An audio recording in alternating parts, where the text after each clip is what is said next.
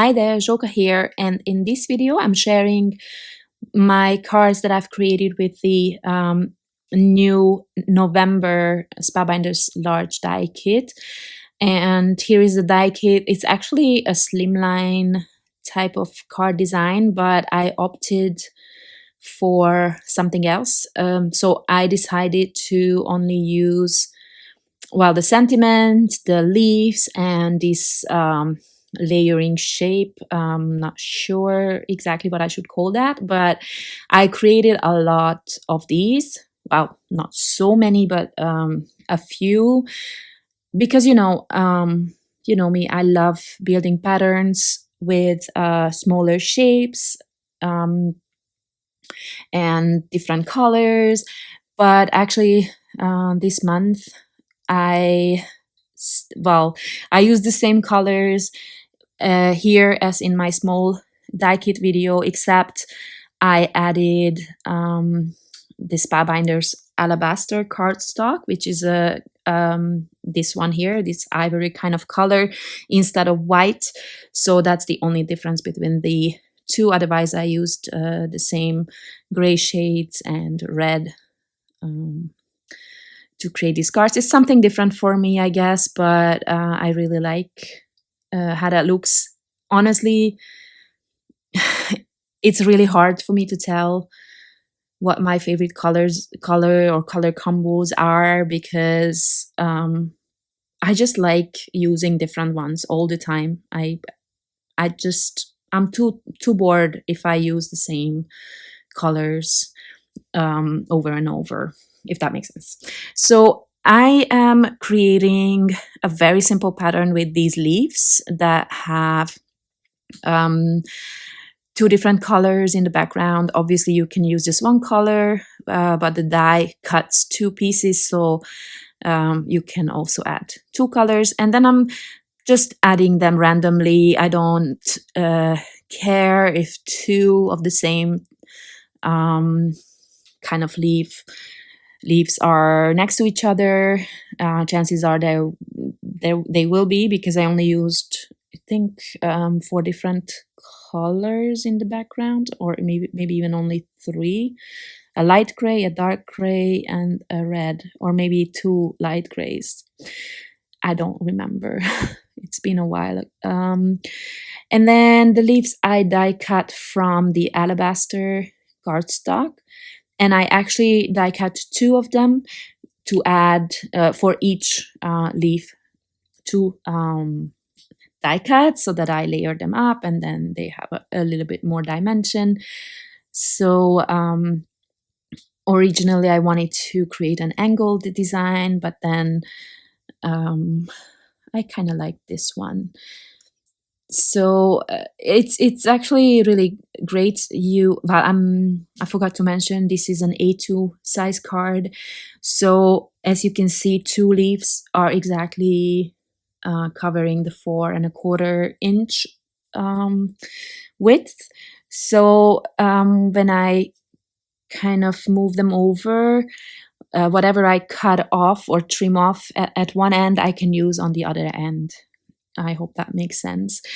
I'm not covering the whole background. I wanted to leave just a little bit off to the left. At this point, I wasn't sure if I'm going to create a landscape orientation or a portrait. And here I messed up. I actually thought about it really hard, and still I messed it up. I trimmed it off the wrong way, so I had to create an additional leaf to just cover that little corner. It's a little bit all over the place. I am now moving on to the other card. I marked the middle, although I don't know why, because I cannot even see it, I don't know. Sometimes I just don't think ahead, or I don't know.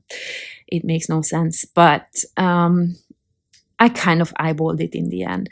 And now I'm trying to trim off or a piece of the, well, it's not half of the shape, because you can see that there is a line in the middle, and I'm trying to figure out if I need that, or I should go without. And you know, somehow it seems that I did not center that shape well, because I have less space on one side than the other. On the right side I have less space, so I have no idea what I did there, but it's mostly okay.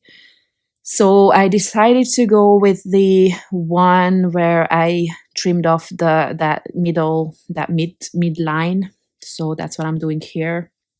And then I'm just going to cover the whole background with this, well, it's like a repetitive pattern, which normally, well, I prefer if my pattern is kind of random, not lined up like a grid. But with this one, I couldn't really, it's such a symmetrical shape that really that was my only option, I think. And of course, I forgot that I only glued together these big shapes in the middle, just to have some additional dimension and movement, so when I trimmed off that little piece for the corner, I had to glue together those layers again. And I'm trying to eyeball it, but of course it's not going to be entirely perfect, but that's all right. And I guess this design as well could work both ways, but then in the end I will decide to create a landscape orientation design. But yeah, that's all that this card is going to be. I don't know, it's one of my least favorite cards, I think, that I've created in a long time. I don't know, somehow I don't know, I'm just not there in my head, I think. I really love this font. Actually, it was in, I'm not sure if it was in a Christmas collection already or in a kit before, but the little letters just fall out, and then you can add a layer of a different color behind it. And I don't know, I just really like these sentiment dies.